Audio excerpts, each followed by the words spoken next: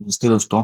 इस वीडियो में आज हम देखेंगे हिंदी का एक बहुत ही महत्वपूर्ण टॉपिक आधुनिक काल को कितने भागों में विभाजित किया गया है। तो चलिए शुरू करते हैं, वीडियो को लास्ट तक देखिएगा। तो आधुनिक काल विभाजन, आधुनिक काल को 4 भागों में विभाजित किया गया है। इसमें से पहला है भारतीय युग।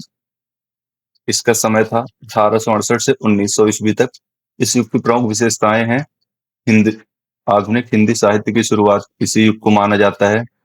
इसमें राष्ट्रीय चेतना का जागृत उद्गमन हुआ। फिर समाज सुधार जैसे कार्य किए गए। सरल खड़ी बोली थी इस काल की। प्रमुख कवि हैं इस काल के भारतेंदु हरिश्चंद्र, जिनकी रचना है भारत दुर्दशा, अंधेर नगरी और है वैदिक हिंसा हिंसा ना वैदिकी हिंसा हिंसा ना भगत। फिर है दूसरा द्विवेदी युग। इसका समय था सन 1900 से 1918 ईस्वी तक। इस काल की प्रमुख विशेषताएं थी नैतिकता और आदर्शवाद, भाषा की शुद्धता, राष्ट्रवाद। इस युग के प्रमुख कवि हैं महावीर प्रसाद द्विवेदी, जिनकी रचना है सरस्वती पत्रिका, संपादन है जो कि एक रसज्ञ रंजन। दूसरे कवि हैं इस युग के मैथिली शरण गुप्त, भारत भारती, साकेत, इनकी प्रमुख रचना है। फिर है हमारा तीसरा छायावादी।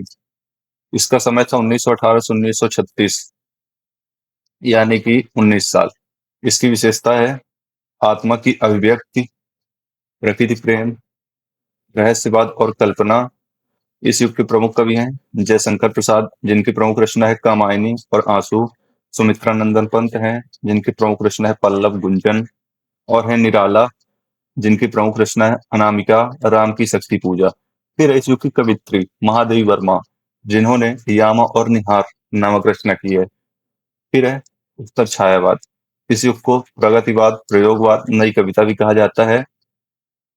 इन्हें मिलाकर आधुनिक काल का अंतिम चरण माना जाता है। इसकी प्रमुख विशेषता थी प्रमुख धाराएं व कवि इस युग की प्रगतिवाद। प्रमुख धारा है इसकी सामाजिक यथार्थ, शोषण के विरुद्ध स्वर। इसके प्रमुख कवि हैं मुंशी प्रेमचंद्र, जिन्होंने गोदान और गबन लिखा। नागार्जुन है अकाल और उसके बाद लिखा इन्होंने। फिर है प्रयोगवाद। इसमें नए भाव, नई भाषा, व्यक्ति की पीड़ा। इसके प्रमुख कवि हैं आगे, जिन्होंने तार सप्तक लिखा। धर्मवीर भारती, जिन्होंने अंधा युग लिखा। ऐसी और वीडियो को देखने के लिए हमारे चैनल को लाइक और सब्सक्राइब करें। Thanks for watching.